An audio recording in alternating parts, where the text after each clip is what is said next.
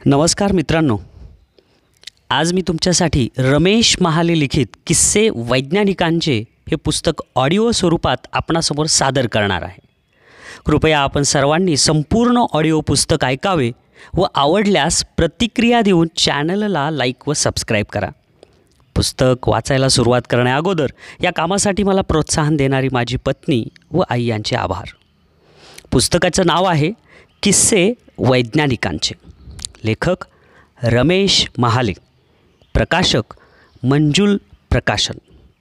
लेखक म्हणतात, आमचे स्नेही, ग्रंथप्रेमी, शिक्षण क्षेत्रात सतत नवीन प्रयोग करणारे B.Ed कॉलेज नाशिकचे प्राचार्य डॉक्टर शांताराम रायते यांना स्नेहपूर्वक अर्पण. मनोगत. किस्से वैज्ञानिकांचे या पुस्तकात वैज्ञानिकांच्या जीवनात घडलेल्या मनोरंजक, गमतीच्या आणि बुद्धिचातुर्याच्या घटना आहेत.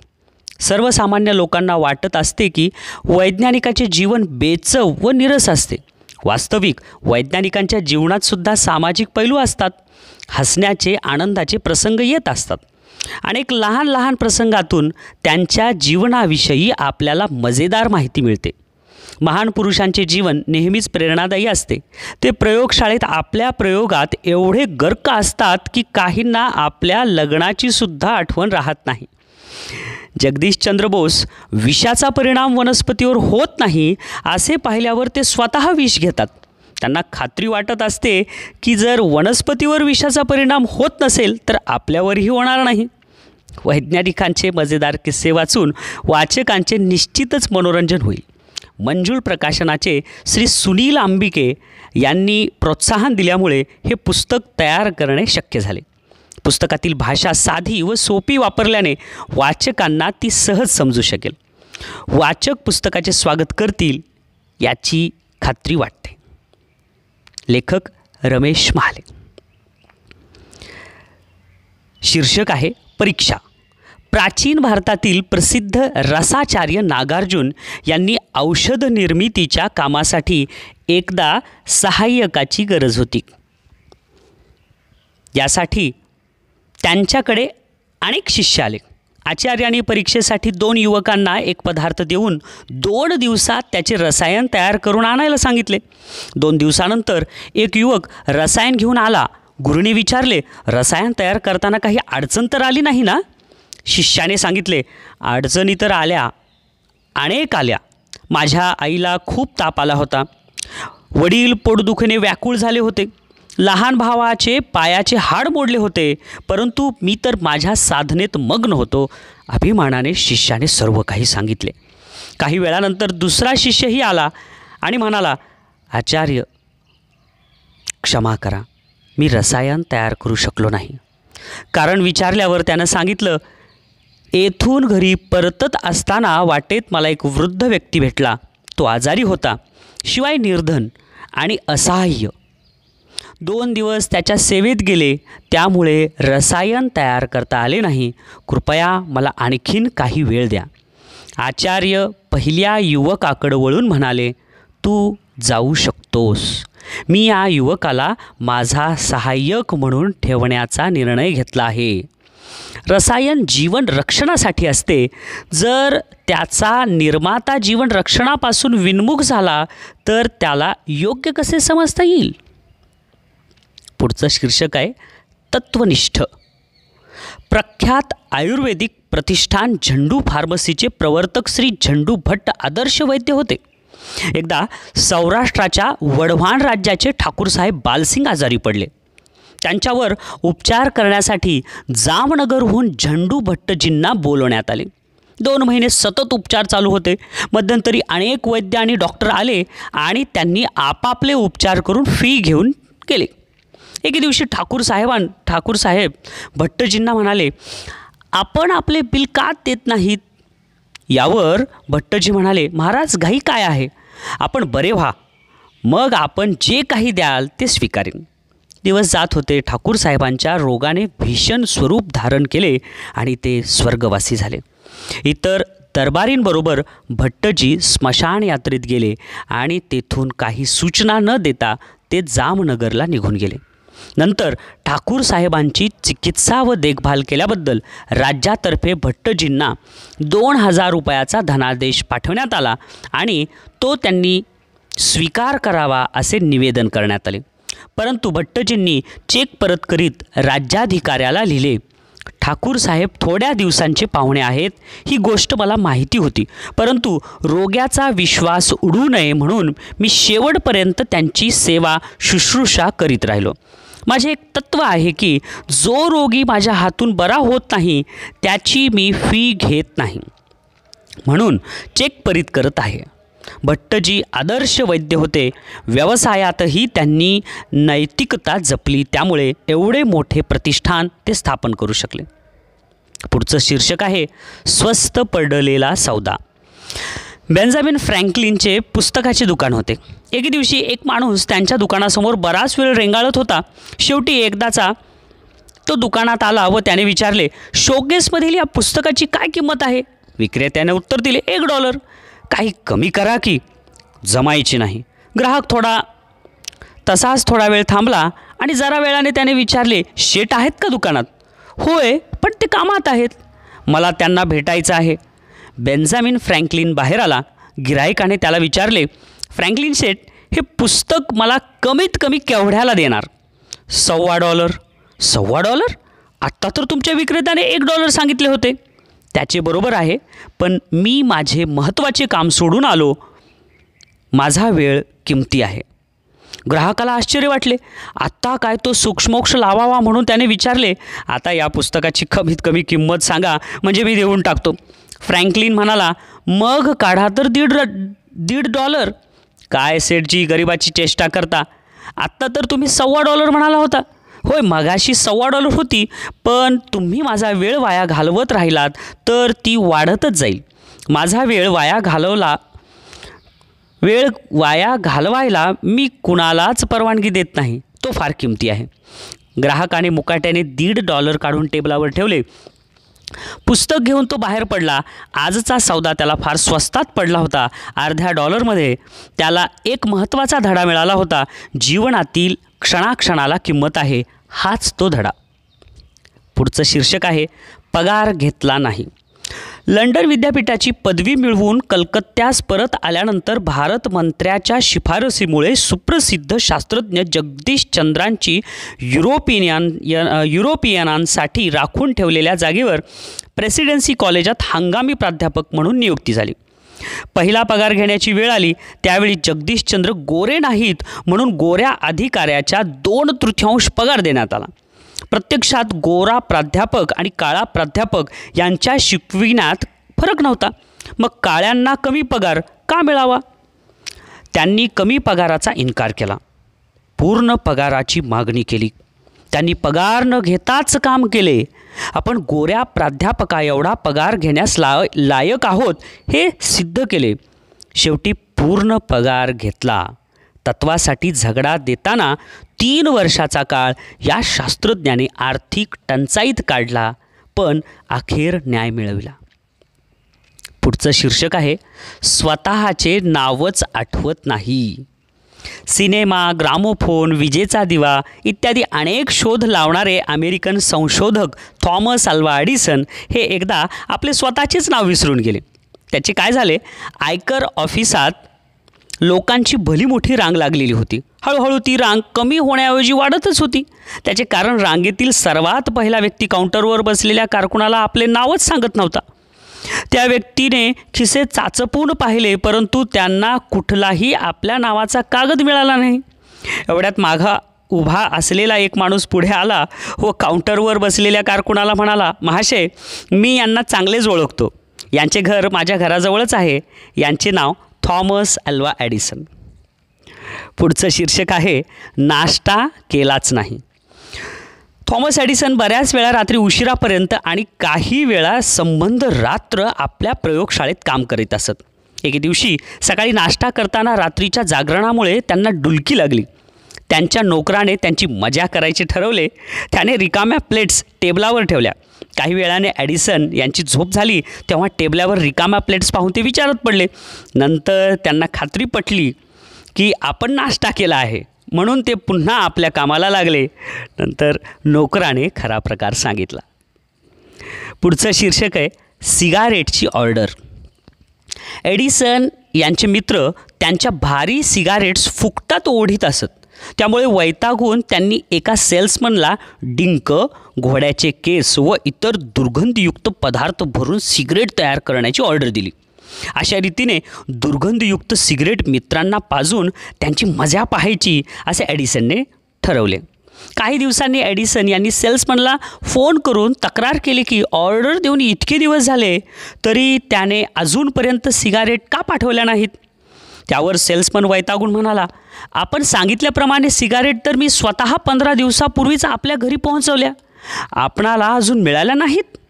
एडिसन काय उत्तर देणार. कामात मग्न असलेल्या एडिसनने त्या साऱ्या सिगरेट स्वतः सोडल्या होत्या. पुढचं शीर्षक आहे तिसरा कीटक कोठे ठेवणार. लहानपणी छोटा चार्ल्स विविध रंगीत दगड खिशात भरून ठेवीत असे. पाखरांची पिसे गोळा करणे, अंडी गोळा करणे, सृष्टीची प्रयोगशाळा करून टाकली. जिद्द किती टोकाची असू शकते. वेगळ्या जातीच्या कीटकांचे संशोधन करण्यासाठी स्वारी सज्ज झाली होती. अचानक त्याला 3 कीटक दिसले. दोन्ही हातात 2 कीटक पकडल्यावर आता तिसरा पकडण्यासाठी त्याने काय करावे. चक्क त्यातला एक तोंडात ठेवला. पुढे त्याला तोंड दाखवायची सोय उरली नाही. कीटकाच्या चाव्याने त्यांचे तोंड सुजले होते. पुढचं शीर्षक आहे शिक्षक निरुत्तर. रामानुजन शाळेत असतानाची एक घटना. एकदा शिक्षकाने कोणत्याही संख्येला त्याच संख्येने भाग दिला तर उत्तर 1 येते असे सांगितले. त्यावर रामानुजनने शंका विचारली, शून्याला शून्याने भागले तर 1 येईल का. शिक्षक निरुत्तर झाले. पुढचं शीर्षक आहे गणिती रामानुजन. एकदा गणितात मुरब्बी असलेले एक दिपोटी रामानुजनच्या शाळेत तपासणी करण्यासाठी आले. काही वर्ग फिरून झाल्यावर ते गृहस्थ जेव्हा रामानुजनच्या वर्गावर आले तेव्हा त्यांनी सर्व मुलांना सोडवण्यासाठी पुढील उदाहरण दिले. एका वर्गात 100 मुले आहेत. जर पहिला नंबर येणाऱ्यास 100 रुपये, दुसऱ्यास 99 रुपये, तिसऱ्यास 98 रुपये, येणेप्रमाणे शेवटच्या नंबरास 1 रुपया अशी बक्षिसे एका श्रीमंताने द्यायची ठरवल्यास त्याला एकूण किती रक्कम द्यावी लागेल. वर्गाला हा गणित घातल्यावर दिपोटी साहेब कुतूहलाने मुलांच्या पाट्या पाहत वर्गात हिंडू लागले. तेव्हा बहुतेक जण 1 + 2 = 3, 3 + 3 = 6, 6 + 4 = 10 अशा दुप्पट मार्गाने बेरजा करताना त्यांना आढळले. पण कोपऱ्यातला एक मुलगा मात्र आपली पाटी बाकावर पालथी घालून खुशाल इकडे तिकडे गंमत पाहत होता.